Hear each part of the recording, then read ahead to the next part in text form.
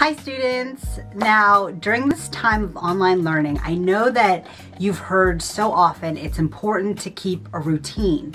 You have to have a schedule and keep a routine just like you did in school so that you don't get behind.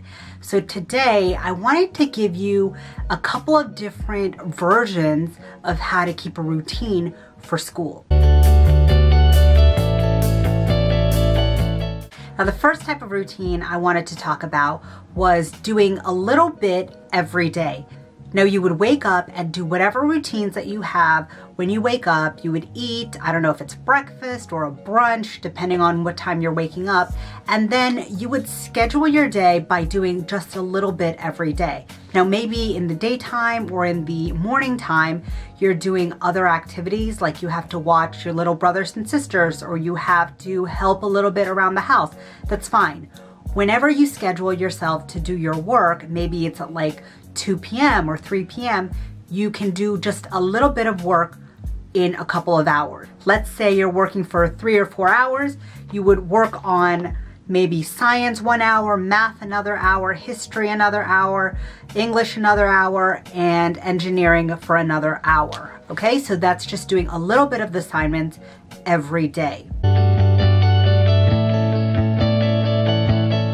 The second type of routine, or the way you can break up your school, is to pick certain days where you do only one subject that whole day. So it would be the same idea. You wake up, you do whatever you need to do when you wake up, and then once you get to starting your work, either in the morning or in the evening, because it's your routine. Online schooling is about taking responsibility for yourself. You're not in traditional school where you have to be there at 8 o'clock until 3 o'clock. You can just start your homework at 3 o'clock if you'd like. But in this method, you would take one subject and do that the whole entire time. So if you chose to do English on one of the days, you would do that for 3 to 4 hours. You'll finish your essay, or you'll read your book, or you'll do your comprehension questions, whatever it may be. You're only working on one subject. And then the next day, maybe you'll decide to work on history, and you'll do the readings for that class and then the questions for that class. And then the next day, you can work on math. You'll do all the questions and watch the videos to learn for that class. So this type of routine is taking a day. So this type of routine makes it that you dedicate one whole day to one whole subject. So the third type is very similar to the second type, but it is parceling out your subjects. If you have a very long project in one class, you might need to take 2 to 3 days to complete that. And you don't want to lose your train of thought. So let's say you have a history project. You might take Friday, Saturday, and Sunday just devoted to history. So you'll do your readings, and then you'll do whatever the project is, and then you'll be finished with history. You submit your work, and then you're good. So by Monday, you'll take a different subject and finish everything then. Or you'll decide to break it up into 2 subjects, right? So if history is done, you can take Monday and do math and science. 2 hours for math, 2 hours for science, or 1 hour for math, 1 hour for science. And then Tuesday, you can do 2 or 3 different subjects, maybe English, Spanish, and math, or English, Spanish, and an engineering project, okay? So it's kind of a mix and match of doing a little bit each day and also taking a chunk of time to finish one project, okay? But you need to be aware of all of the things that you have on your plate so that you don't get behind on one class. There's no sense in being super caught up and finished with all of your math projects, but you've not finished any of your English essays.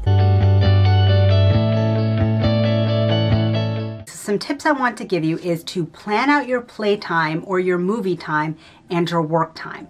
Know the times that you work, either 9 o'clock to 1 o'clock, or 9 o'clock to 12 o'clock, or maybe it's 3 o'clock to 6 o'clock, right? Whatever time you decide, that has to be your dedicated work time.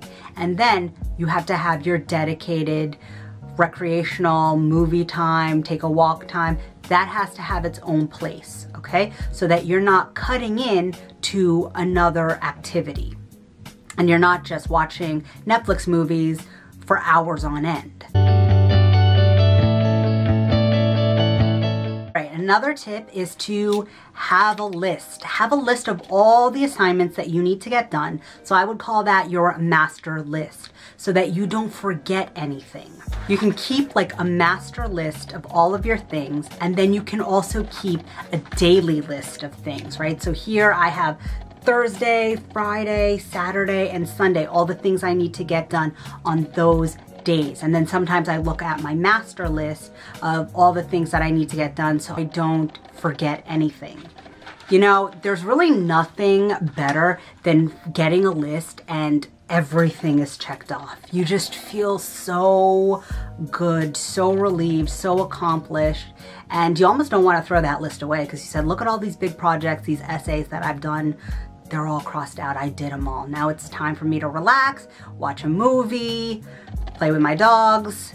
Then you can really relax. My last tip is to do the hardest thing first. This might not be very comfortable for you, but if you tackle the most difficult project first, then it won't be hanging on you. Like, it won't be a monkey hanging on your back like you have to get done.